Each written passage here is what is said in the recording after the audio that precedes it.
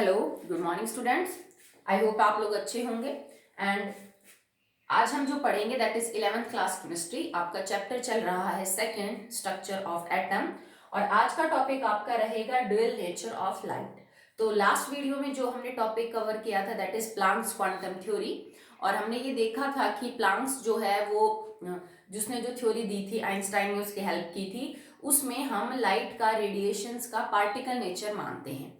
फिर Planck's quantum theory को ध्यान में रखते हुए हमने ब्लैक बॉडी रेडिएशन और फोटो इलेक्ट्रिक इफेक्ट को जो है वो एक्सप्लेन किया था। और एक इक्वेशन पढ़ी थी that is Einstein photo electric equation.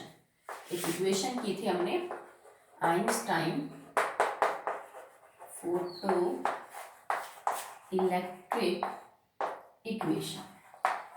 ठीक है, जो कौन सी इक्वेशन थी कि जो एक्स्ट्रा एनर्जी आप देते हो इजेक्टेड इलेक्ट्रॉन को, ठीक है, थ्रेशोल्ड एनर्जी से ज्यादा, that will convert into kinetic energy. Okay, so H nu minus में एच न्यू नॉट। देखो ये क्या है, ई के बराबर है, ये ई नॉट आप समझ लीजिए थ्रेशोल्ड एनर्जी है। This is threshold energy and this is the energy of electron that is supplied. मान लीजिए थ्रेशोल्ड एनर्जी 250 किलो जूल है पर मोल के हिसाब से, जबकि आपने दे दी 300 किलो जूल पर मोल। इसका मतलब आपने 50 kilo joule extra energy supply की है, तो 250 ही चाहिए इनको तो इलेक्ट्रॉन बाहर करने के लिए। तो जो 50 किलो जूल एक्स्ट्रा एनर्जी है that will convert into the kinetic energy of the ejected electrons. हमने ये बात पढ़ी, ठीक है। अब ये जो इक्वेशन है इसी को हम फोटो इलेक्ट्रिक इक्वेशन बोलते हैं। आप चाहो तो यहाँ पे एच म्यू नॉट की जगह डब्ल्यू नॉट लिख सकते हो, that is work function. In terms को आगे पीछे कर सकते हो, इसको इधर ले आइए, सो सेम बनेगी आपकी फोटो इलेक्ट्रिक इक्वेशन। ओके, और क्या क्या पॉइंट्स निकल के आए थे कि जो काइनेटिक एनर्जी है of photo electrons emitted that will depend upon the frequency of the radiation. किस काइनेटिक एनर्जी से आपके इलेक्ट्रॉन बाहर जाएंगे वो उसकी फ्रीक्वेंसी पे डिपेंड करता है। Second, number of electrons ejected will depend upon intensity. It will depend upon the intensity of the radiation. Now, if we plot a graph between kinetic energy of the electron and between the frequency of radiation, ठीक है, कि आपके देखो, आप किसी metal surface के ऊपर कोई रेडिएशन डालोगे, उसकी कोई पर्टिकुलर फ्रीक्वेंसी और पर्टिकुलर वेवलेंथ होगी। तो कह रहा है कि जब किसी मेटल सरफेस के ऊपर आप लाइट रेडिएशन डालोगे तो यहाँ से जो इलेक्ट्रॉन बाहर होंगे वो किस काइनेटिक एनर्जी के साथ बाहर होंगे, that will depend upon the frequency of the radiation जो आपने डाली है। तो आपका जो ग्राफ है वो एक स्ट्रेट लाइन आएगा, ठीक है। इसका मतलब kinetic energy and frequency are directly related to each other, और बिकॉज यहाँ पे जो h है आपने, तो h will be your slope. तो इस इक्वेशन में तुम्हारा स्लोप रहेगा h और एक स्ट्रेट लाइन जो है वो आपका ग्राफ आएगा। मान लीजिए ये आपकी म्यू नॉट है, ठीक है, कि यहाँ ये तो थ्रेशोल्ड फ्रीक्वेंसी है, ये जो वैल्यू है ना फ्रीक्वेंसी की, ये थ्रेशोल्ड है। इससे जितनी ज्यादा फ्रीक्वेंसी आप दोगे उतनी ही काइनेटिक एनर्जी इलेक्ट्रॉन्स की बढ़ेगी। यहाँ फ्रीक्वेंसी बढ़ रही है और यहाँ काइनेटिक एनर्जी, तो डायरेक्ट रिलेशनशिप है। आप ग्राफ को एक्सप्लेन भी कर सकते हो, but if we plot a graph between kinetic energy of ejected electrons and intensity of light और रेडिएशन, अगर मैं लाइट की रेडिएशन लाइट की इंटेंसिटी और kinetic energy of ejected electrons के वर्सेस ग्राफ बनाऊं, तो आपका ग्राफ एक हॉरिजॉन्टल लाइन आएगा, पैरेलल रहेगा। इसकी मतलब कि फर्क ही नहीं पड़ रहा, जितनी मर्जी चाहे आप इंटेंसिटी बढ़ाते रहो, काइनेटिक एनर्जी जो पार्टिकल्स है, इलेक्ट्रॉन है इजेक्टेड, उनकी सेम रहेगी। तो kinetic energy intensity of radiation पे डिपेंड नहीं करती इलेक्ट्रॉन्स की, जबकि ये फ्रीक्वेंसी के ऊपर डिपेंड करती है। तो यहां तक आपने प्लांक्स क्वांटम थ्योरी और ये सब कुछ हमने पढ़ा था। ओके, अब बात निकल के ये आई कि अगर इंटरफियरेंस और डिफ्रैक्शन जैसी प्रॉपर्टी, इंटरफियरेंस एंड डिफ्रैक्शन, ये दो प्रॉपर्टीज आप एक्सप्लेन कर सकते हो अगर लाइट का नेचर वेव है। और भी प्रॉपर्टीज हो सकती हैं जैसे mixing of waves, bending of light, अगर कोई ऑब्स्टेकल आ जाए, ये प्रॉपर्टी आप वेव नेचर मान के समझा सकते हो लाइट का। बट कुछ properties like black body radiation, photo electric effect, heat capacity का वेरी करना विद टेम्परेचर, इमिशन स्पेक्ट्रम वगैरह सब, ये आप एक्सप्लेन नहीं कर सकते लाइट की प्रॉपर्टी के अंदर अगर आप उसका नेचर सिर्फ वेव मान के चलते हैं। ठीक है, तो प्लांक ने क्या समझाया कि पार्टिकल नेचर है। अब लाइट की कुछ प्रॉपर्टी एक्सप्लेन हो रही है बाय द वेव नेचर, कुछ प्रॉपर्टी एक्सप्लेन हो रही है बाय द पार्टिकल नेचर। इसका मतलब लाइट में ना तो सिर्फ वेव नेचर है और ना ही लाइट में सिर्फ क्या है बेटा, पार्टिकल नेचर है। इसमें दोनों तरह के नेचर पाए जाते हैं। तो आप इसको क्या बोलोगे, ठीक है, कि light possessive both the character. Light में दोनों तरह के गुण पाए जाते हैं बेटा, वो वेव की तरह भी बिहेव करता है और वो पार्टिकल की तरह भी बिहेव करता है। तो नेक्स्ट इज ड्यूअल नेचर, जो मैंने आपको लिखा हुआ है ऊपर, ड्यूअल नेचर ऑफ लाइट। अब ड्यूअल का मतलब क्या होता है, दोहरा। जैसे हम फोन में यूज नहीं करते वर्ड ड्यूअल सिम है, ठीक है। तो लाइट के अंदर दोनों कैरेक्टर पाए जाते हैं। ड्यूअल का मतलब इसमें वेव कैरेक्टर भी है और प्लस में इसमें पार्टिकल कैरेक्टर भी पाया जाता है।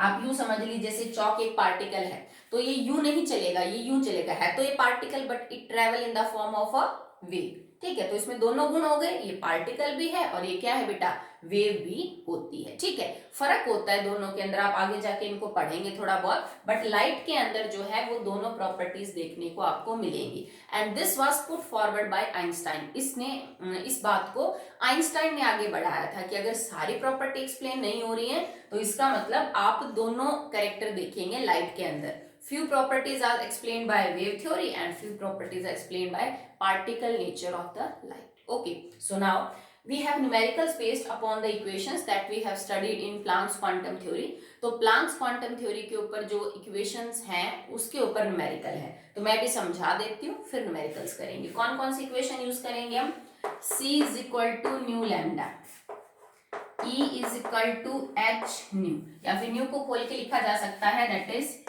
E is equal to new क्या हो जाएगा, c by लैम्डा, ठीक है, c by h c by lambda. Okay, एक ये इक्वेशन यूज करेंगे जो सेम मैंने लिखी रखी है। ठीक है, तो एक ये इक्वेशन यूज करेंगे, एक ये इक्वेशन, एक ये इक्वेशन और एक ये इक्वेशन।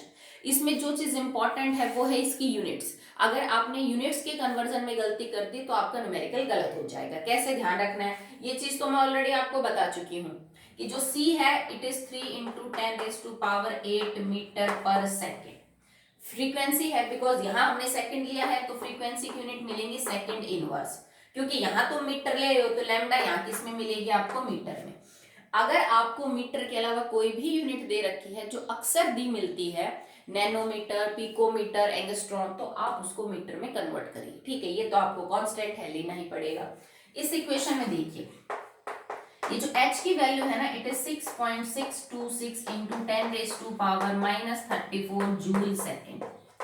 ठीक है, आप सॉल्व कर सकते हैं इसको, सिंपल है। देखो h क्या आ जाएगा, e बाय न्यू, तो e की यूनिट क्या है, जूल, और न्यू क्या है, सेकंड इनवर्स, तो ऊपर जाएगा तो सेकंड। ठीक है, तो इसका मतलब ये जो हम कांस्टेंट ले रहे हैं ना, इसकी यूनिट है जूल सेकंड, तो इसका मतलब एनर्जी किस में होनी चाहिए, जूल में, और न्यू आपका किस में हो जाएगा, सेकंड इनवर्स में। तब आपकी एनर्जी जूल में इसलिए आ रही है क्योंकि आपने ये ले रखा है constant. Okay, now E is equal to H C by lambda, तो सेम चीज है, एनर्जी जूल में रहेगी, h की वैल्यू ये है, कई बार सिर्फ 6.6 भी यूज कर लेते हैं, जूल सेकेंड, c मीटर पर सेकेंड, और लैम्डा रहेगा आपका किसमें, मीटर में। यहाँ चेक करिए, यहाँ मास और वेलोसिटी, वेलोसिटी हो जाएगी मीटर पर सेकेंड में, ऐसा यूनिट लेंगे। मास केजी में लेना पड़ेगा आपको, तो जैसे फोटोन के बारे में बात करेगा, इलेक्ट्रॉन्स के बारे में बात करेगा कि काइनेटिक एनर्जी ऑफ इलेक्ट्रॉन, तो मास तो वैसे भी कांस्टेंट है बेटा इलेक्ट्रॉन का, तो इलेक्ट्रॉन का मास कितना हो जाएगा, 9.1 × 10⁻31 kg। तो ये तो आप वैसे याद भी कर लीजिए। ठीक है, कि कांस्टेंट ही रहेगा मास ऑफ इलेक्ट्रॉन, और हमें ऐसा यूनिट में लेना है that is in the KG. Okay, velocity का स्क्वायर है ये मीटर पर सेकेंड, h की यूनिट सेम रहेंगी, वैल्यू आपकी सेम है, न्यू वही फ्रीक्वेंसी है in the second inverse, h दोबारा वही कांस्टेंट है, और म्यू नॉट एक्चुअली में थ्रेशोल्ड फ्रीक्वेंसी है, दिस इज थ्रेशोल्ड, पर है तो फ्रीक्वेंसी ही, तो यूनिट्स क्या रहेंगी, सेकंड इनवर्स। ठीक है, आई होप आपको बात समझ में आई होगी कि हर न्यूमेरिकल में हर जो पैरामीटर है उसकी यूनिट बहुत इंपॉर्टेंट है। अगर आप कन्वर्जन करने में गलती करोगे तो आपका आंसर गलत आएगा। तो अभी आप ये इक्वेशंस देख लीजिए, 1, 2, 3 और 4, इन चारों के ऊपर हम न्यूमेरिकल सभी करेंगे, पहले सॉल्व करेंगे देन अनसॉल्व करेंगे। ओके बेटा,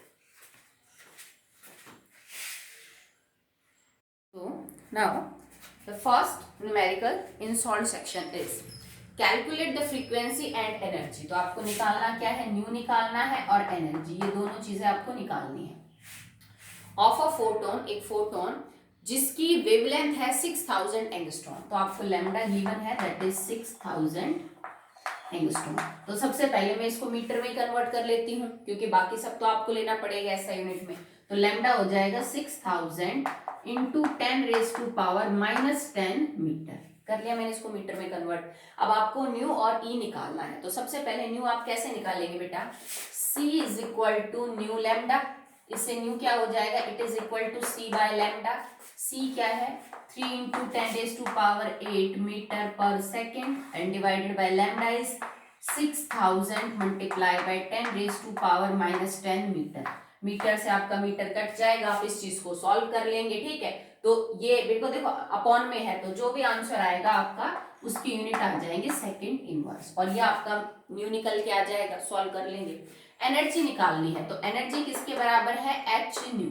न्यू आप यहां से निकाल चुके होंगे, एच की वैल्यू पुट कर देना 6.6 इंटू 10⁻⁻34 जूल सेकेंड। तो बिकॉज ये सेकेंड इनवर्स में है, इसकी यूनिट के पीछे जूल सेकेंड है, सेकेंड से सेकेंड कट जाएगा तो ई की यूनिट आएंगे आपकी जूल में। सॉल्व कर लोगे, कोई दिक्कत नहीं है, ठीक है। नेक्स्ट देखिए, calculate the energy of 1 mole of photon. आपको एनर्जी पता करनी है फोटोन की, पर कितनी, एनर्जी ऑफ 1 मोल।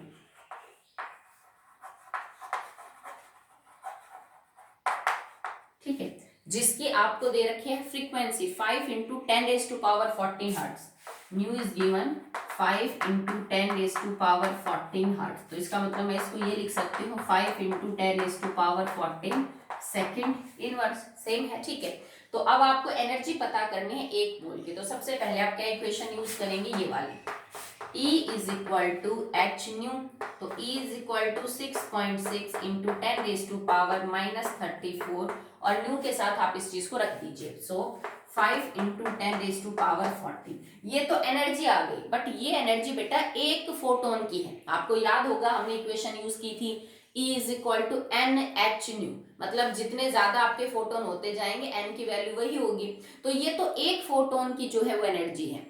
अगर आपसे 1 मोल फोटोन पूछ रहा है तो 1 मोल में कितने फोटोन होंगे, एवोगैड्रो नंबर जितने। तो अगर 1 की एनर्जी इतनी है तो एवोगैड्रो नंबर ऑफ फोटोन की एनर्जी कितनी होगी, मल्टीप्लाई बाय एवोगैड्रो नंबर। ठीक है, तो आप इसको सॉल्व कर लेना, एनर्जी है तो आपका आंसर आ जाएगा इन द जूल। कर लोगे, ठीक है। नेक्स्ट देखिए बेटा, थर्ड है, A 100 watt bulb emits monochromatic light of wavelength 400 nanometre. आपको पावर गिवन है एक बल्ब की, power is given 100 watt, lambda दे रखी है वेवलेंथ की 400 नैनोमीटर, मतलब मैं इसको 400 मल्टीप्लाई बाई 10⁻⁻9 मीटर लिख सकती हूँ, ठीक है। Calculate the number of photons emitted पर सेकेंड ऑफ द बल्ब। आपको निकालना क्या है कि number of photons emitted in 1 second, in 1 second, 1 second के हिसाब से कितने फोटोन निकल रहे हैं, आपको वो चीज पता करनी है। आप पहले बात सुनिए क्या पूछा है इसमें। एक बल्ब है जो जल रहा है, जिसकी जो पावर है दैट इज 100 वॉट, ठीक है, एंड इट इमिट्स, और जब वो जलता है तो वो अपने अंदर से एक मोनोक्रोमेटिक लाइट को बाहर कर रहा है, जिसकी वेवलेंथ आपको दे रखी है 400 नैनोमीटर। ये पूछता है कि ये बताओ जब ये लाइट इमिट हो रही है तो कितने फोटॉन्स पर सेकंड जो है बेटा वो क्या निकल रहे हैं, बाहर निकल रहे हैं। अब आपको इसमें एक चीज ध्यान रखनी पड़ेगी, आपने शायद इसको 10th में पढ़ा होगा, power in watt is equal to energy in joule per second. आप इस चीज को ध्यान रखेंगे, power in watt is equal to energy in joule per second, ये इसके बराबर है। तो अगर बल्ब की जो पावर है वो 100 वॉट है तो इसका मतलब एनर्जी क्या होगी, energy is 100 joule per second. समझ रहे हो कि आपकी जो एनर्जी है that is 100 joule per second. तो जो बल्ब से एनर्जी रेडिएशन इमिट हो रही है उसकी आपको एनर्जी पता चल गया total, that is 100 joule per second. पर इतनी एनर्जी इमिट करने के लिए फोटोन कितने लग रहे हैं वो आपको नहीं पता। अब आप क्या यूज करेंगे, E is equal to H, nu को मैं खोल के लिख देती हूँ C बाय लैम्डा।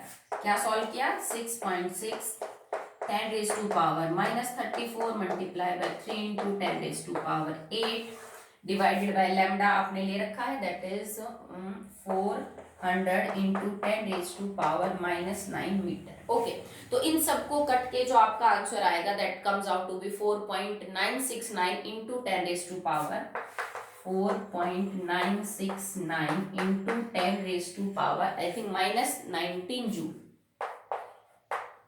ठीक, आप इसको सॉल्व कर लेना तो आपको ये पता चल जाएगा कि actually what is the total amount of sorry, आपको इससे एनर्जी का पता चलेगा कि आपकी एक की, क्योंकि देखो जब हम ये फॉर्मूला यूज करते हैं ना E is equal to H nu, so that will be the energy of one photon, एक की है। तो मुझे ये पता चल गया कि अगर एक लाइट की वेवलेंथ इतनी है, ठीक है, तो उसकी एनर्जी इतनी होगी। पर टोटल एनर्जी जो आपको दे रखी है वो तो आपकी 100 जूल पर सेकेंड है, समझ रहे हो। Total energy emitted by a bulb that जिसकी पावर आपकी 100 वॉट है, उसमें तो एनर्जी इतनी बाहर निकल रही है 100 जूल पर सेकेंड, जबकि फिलहाल एक फोटोन की आपके पास इतनी है। जैसे तुमसे कोई ये पूछे कि बेटा जो एक बॉल है ना उसका वजन 10 ग्राम है और मेरे पास टोटल बॉल्स का वजन 100 ग्राम है, तो बताइए कितनी बॉल्स है।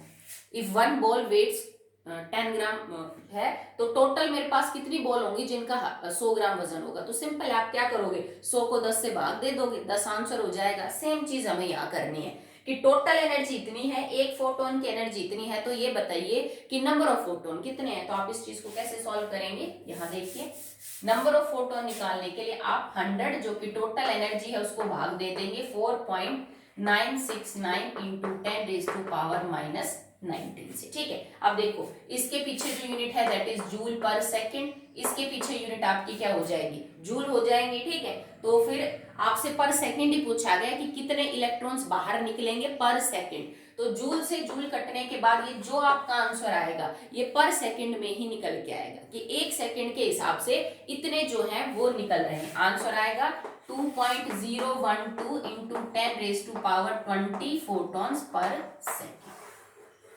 ठीक, आप जब इसको सॉल्व करोगे तो कि 2.0212 into 10 raise to power 20 photons निकल रहे हैं पर सेकेंड। इसको सॉल्व करने के बाद आपका आंसर आ जाए। ओके,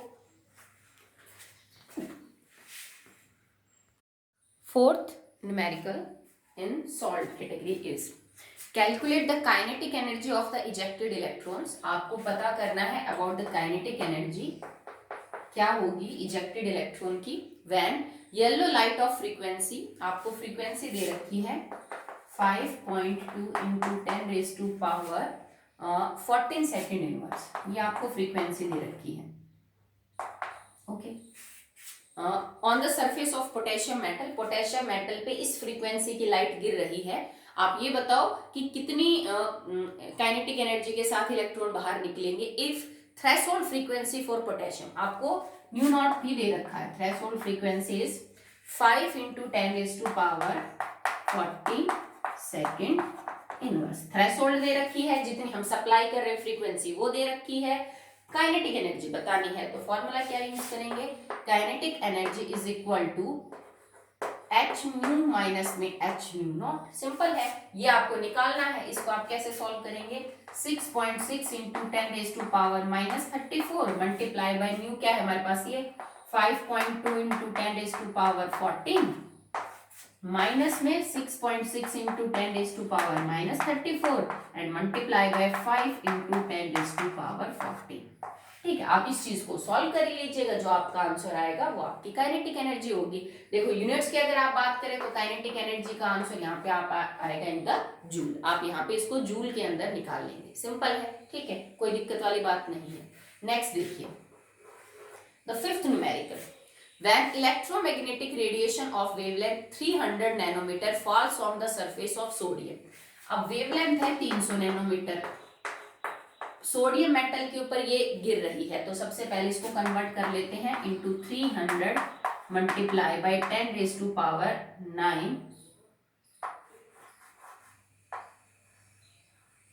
ठीक है, 9 metre. Okay, now surface of sodium के ऊपर गिर रही है, electrons are emitted with kinetic energy, जो इलेक्ट्रॉन्स बाहर निकल रहे हैं उनकी काइनेटिक एनर्जी आपको दे रखी है, kinetic energy of ejected electrons is given to you, that is 1.68 into 10 raised to power plus 5 joule पर मोल। अब इस चीज को आप ना थोड़ा ध्यान रखिए कि जो एनर्जी आपको दे रखी है वो एक फोटोन की नहीं दे रखी, वो 1 मोल फोटोन की दे रखी है, क्योंकि डाटा क्या है, इतने जूल पर मोल, मतलब अगर 1 मोल फोटोन बाहर निकलेगा तो वो इतनी एनर्जी करेंगे, आपको एक के लिए निकालनी पड़ेगी, ये मोल के लिए दे रखा है। ठीक है, पूछता क्या है, what is the minimum energy needed to remove an electron from sodium, तो कम से कम आपको कितनी एनर्जी देनी पड़ेगी तब जाके सोडियम का इलेक्ट्रॉन इजेक्ट आउट होगा, एक तो आपको ये बात निकालनी है।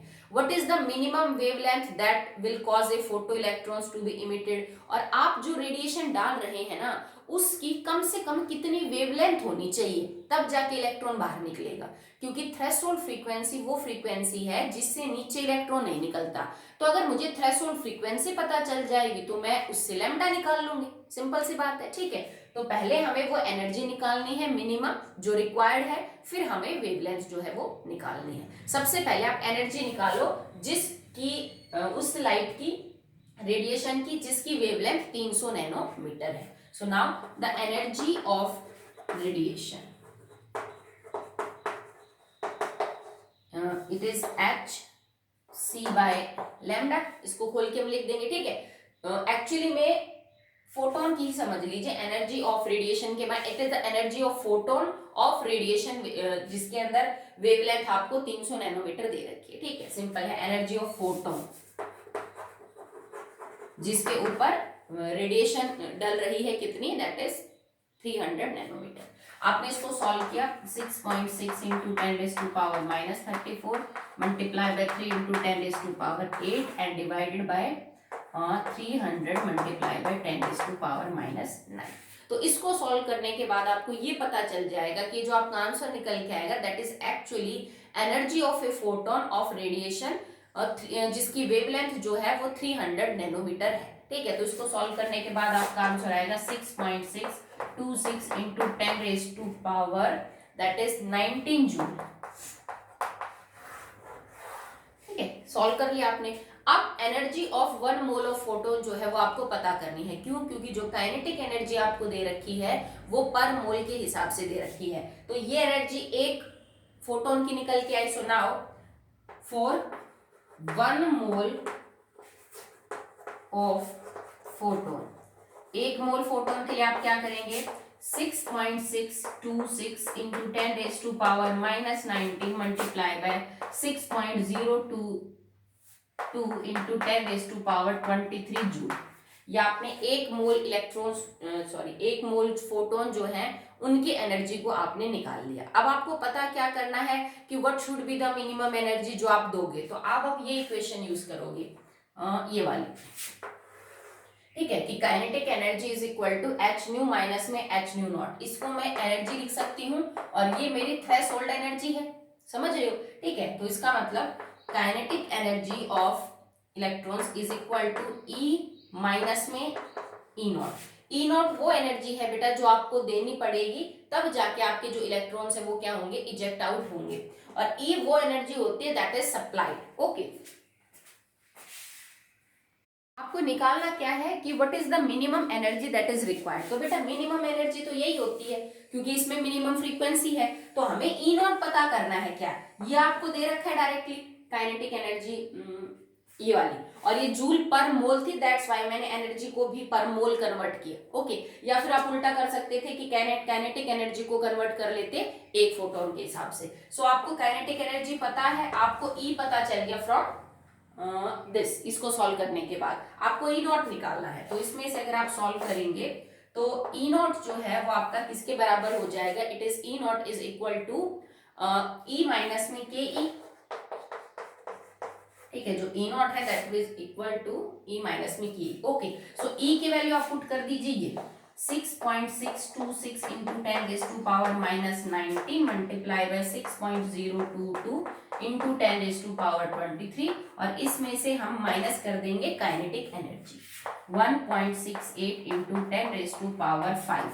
अब ये भी जूल पर मोल है और ये भी आपकी जूल पर मोल है, तो इसको सॉल्व करने के बाद आपको ई नॉट पता चल जाएगा कि actually what is the minimum frequency required for this electron to gets ejected. Okay, पर ये जो आंसर आएगा बेटा ये आएगा पर मोल में। आपका ये जो भी आंसर आएगा ये आपको ये बताएगा कि इतने जो एनर्जी कम से कम आपको चाहिए अगर आपको 1 मोल फोटॉन्स या 1 मोल इलेक्ट्रॉन्स को क्या करना है, बाहर करना है। अगर आपको 1 इलेक्ट्रॉन के बारे में पता करना है तो देखो, अगर 1 मोल के लिए डाटा ये है तो 1 के लिए डाटा क्या होगा, डिवाइडेड बाय एवोगैड्रो नंबर। तो पहले आपका आंसर क्या आएगा इसको सॉल्व करने के बाद, 2.31 into 10 raised to power 5। ठीक है, 2.31 into 10 raised to power 5 joule पर मोल, कि भाई 1 मोल के लिए इतनी कम से कम आपको एनर्जी देनी पड़ेगी, 2.31 into 10 raised to power 5 joule पर मोल।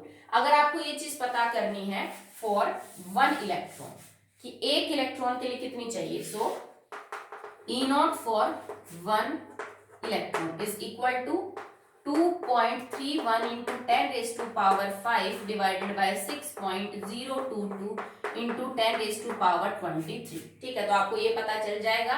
अब ये एनर्जी जो है वो जूल पर मोल में नहीं रही, ये सिर्फ 1 इलेक्ट्रॉन के हिसाब से आ गई। So that will be your energy. Answer आ जाएगा 3.84 into 10 raised to power 19 joule. 1 electron की एनर्जी मिनिमम इतनी होनी चाहिए, आप उसको दोगे तब जाके उसमें से इलेक्ट्रॉन इजेक्ट आउट होगा। पहला क्वेश्चन अटेम्प्ट हो गया, पहला पार्ट। सेकंड पार्ट में ये पूछ रहा था कि मैक्सिमम वेवलेंथ जो है आपके पास क्या होगी, तो वेवलेंथ पता करने के लिए आप ये फॉर्मूला यूज कर लीजिए, E is equal to hc by lambda. आपको यहां से निकालना है lambda, that will be equal to hc by e। तो h की वैल्यू पता है, c की वैल्यू पता है, और e अब आप क्या निकाल दोगे, that is known as the ये वाली जो आप e की वैल्यू पुट कर दोगे वो ये पुट कर दोगे, आपका जो लैम्डा है वो निकल के आ जाएगा। ठीक है, थोड़ा लंबा था, बाकी इसने कोई अलग चीज नहीं पूछी है, मैं थोड़ा स्टेप बाय स्टेप करना था। सबसे पहले एनर्जी निकालनी थी, काइनेटिक एनर्जी पर मोल है तो हमें 1 फोटोन या 1 इलेक्ट्रॉन की एनर्जी को 1 मोल में कन्वर्ट करना था। फिर ये पूछ रहा था कि मिनिमम एनर्जी, तो हमें थ्रेशोल्ड एनर्जी निकालनी थी क्योंकि हमें काइनेटिक एनर्जी दे रखी थी, और ऊपर से हमने एनर्जी निकाल ली थी पर मोल। तो काइनेटिक एनर्जी पर मोल तो ई नॉट भी पर मोल आएगा। फिर उससे हमें कन्वर्ट किया कि 1 मोल के लिए एनर्जी ये है तो 1 के लिए कितनी मिलेगी, और देन हमने सिंपल इक्वेशन यूज की। ठीक है, चलिए तो अब ना सॉल्व का जो है बेटा वो लास्ट न्यूमेरिकल देख लीजिए आप। मैं जितने भी न्यूमेरिकल्स होते हैं आई थिंक 95% मैं आपको बोर्ड पे सॉल्व करवाती हूँ। तो बेटा इसका रीजन ये नहीं है, या फिर मैं ये नहीं चाहती कि आप घर जाके कोशिश ना करें, क्योंकि अभी चैप्टर जस्ट सेकंड स्टार्ट हुआ है, अभी आप नए हो 11th में, आपने एक भी दिन क्लासेस अटेंड नहीं की स्कूल के अंदर, और आपके लिए थोड़ा अलग ना हो, थोड़ा मुश्किल ना लगे आपको न्यूमेरिकल पोर्शन, इसलिए मैं हर जो भी न्यूमेरिकल आता है सॉल्व और अनसॉल्व मैक्सिमम उसके बोर्ड पे सॉल्व करवाती हूँ। ठीक है, बहुत ज्यादा है किसी टॉपिक में तो वो पॉसिबल नहीं हो पाते कि 4-4 5-5 दिन फिर एक ही टॉपिक के न्यूमेरिकल करें, वो भी ठीक नहीं है।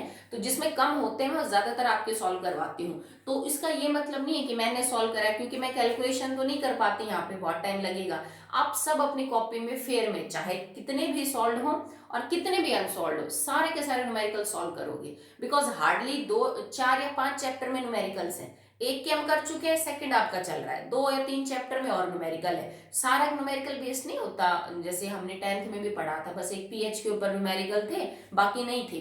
तो अगर 4-5 ही यूनिट में न्यूमेरिकल है तो उनको अच्छे से कर सकते हैं। हर चैप्टर में मैथ की तरह तो नहीं है कि हर चैप्टर के अंदर न्यूमेरिकल दे रखे हैं, करने ही करने। ठीक है, तो इनके हम अच्छे से कर लें, कम से कम अपनी बुक के तो सारे करके रखें, उसमें हमें कोई दिक्कत महसूस ना हो। और आप सीधा फेयर कॉपी में अटेम्प्ट करेंगे, ये नहीं पहले रफ में किया फिर उसको फेयर में कर रहे हो। साइड में एक लाइन लगा के अपनी फेयर कॉपी में कैलकुलेशन करिए, डायरेक्ट वहां पे काम करिए। Okay, so now the last for solve is,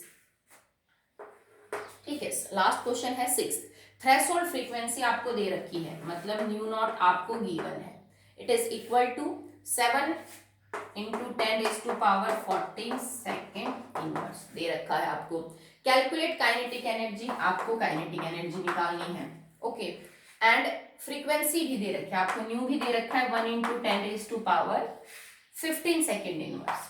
तो देखो सिंपल है, इसमें कुछ खास बताने की जरूरत नहीं है। आपको न्यू दे रखा है, आपको न्यू नॉट दे रखा है, आपको काइनेटिक एनर्जी निकालनी है। तो काइनेटिक एनर्जी किसके बराबर है, एच न्यू माइनस में एच न्यू नॉट।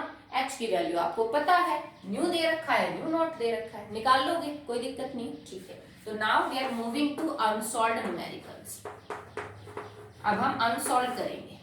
अनसॉल्व का first, which has higher energy, a photon of red light with wavelength, एक रेड लाइट है, उसकी लैम्डा दे रखी है 7500 angstrom.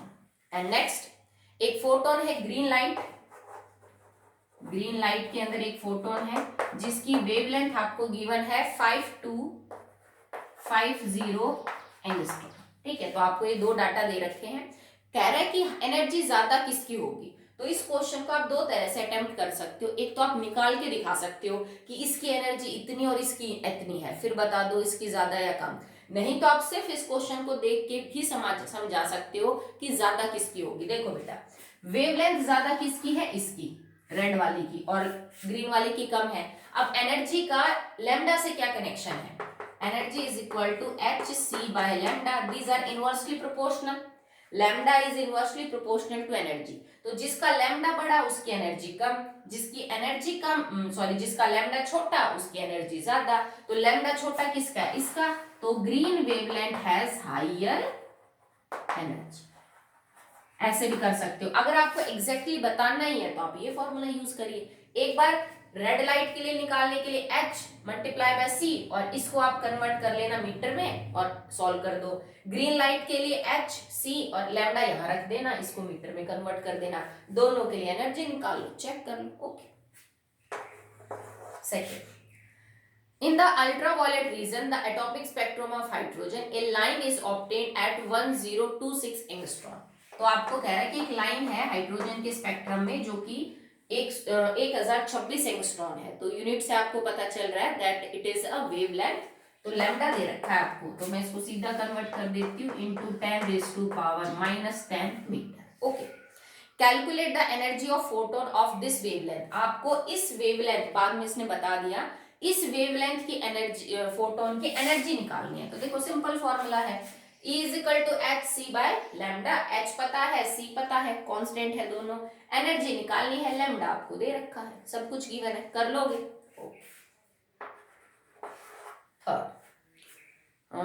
In the infrared region the atomic spectrum of hydrogen a line is obtained at 3802 centimeter inverse। कह रहा है कि एटॉमिक स्पेक्ट्रम ऑफ हाइड्रोजन में एक लाइन है, जो आपको आगे समझ में आएगा। नेक्स्ट टॉपिक हमारा वही है, स्पेक्ट्रम क्या होता है।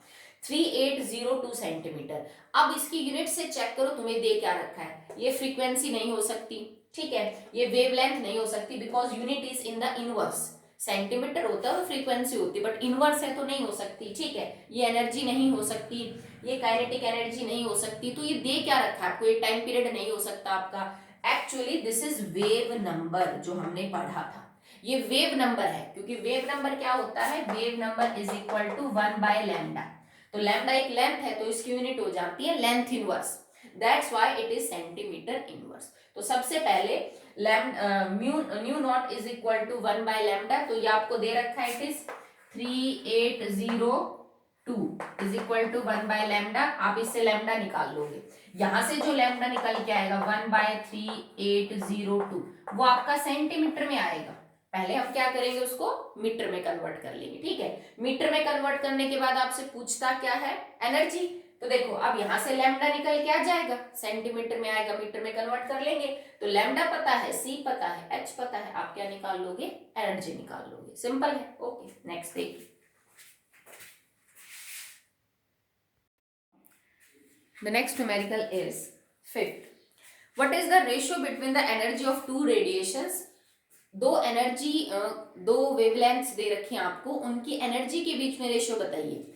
एक वेवलेंथ है, इसको मैं लैम्डा 1 मान लेती हूँ, 6000 एंगस्ट्रॉम, और लैम्डा 2 दे रखी है आपको 2000 एंगस्ट्रॉम। कह रहा है कि दो वेवलेंथ्स हैं, दो रेडिएशंस हैं जिनकी वेवलेंथ ये है, इनकी एनर्जी के बीच में रेशियो बताइए क्या है। तो आप क्या लिखोगे, E1 is equal to H C by lambda 1, E2 is equal to H C by lambda 2, क्योंकि सी और एच तो कांस्टेंट ही रहेगा। अब रेशियो के लिए आप इनको डिवाइड कर दीजिए। So now E1 by E2 is equal to H C by lambda 1 divided by H C by lambda 2। अब इसको सॉल्व करेंगे तो क्या आ जाएगा, E1 by E2 is equal to, देखो बेटा ये चीज ऊपर चली जाएगी, HC से तो HC कट जाएगा आपका, ठीक है। तो HC से HC कट गया बिकॉज दोनों ही कांस्टेंट है। और उसके बाद now it becomes lambda 2 bye lambda 1। तो लैम्डा 2 क्या दे रखा है आपको, 2000 एंगस्ट्रॉम। यहाँ यूनिट बदलने की जरूरत नहीं है क्योंकि ऊपर नीचे दोनों जगह बदलोगे तो कट ही जाएगा। एंड डिवाइडेड बाय 6000 एंगस्ट्रॉम, ठीक है। तो इसका रेशियो आ जाएगा 1:3। तो what is the ratio between E1 and E2, it is 1:3।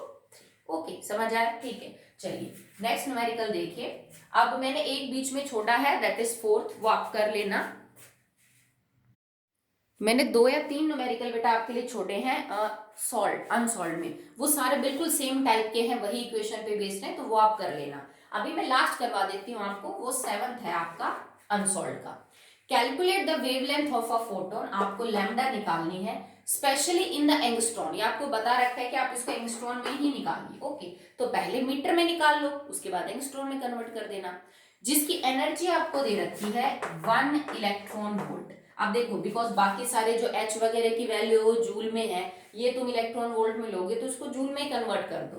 तो 1 electron volt is equal to 1.6 into 10⁻⁻19 joule.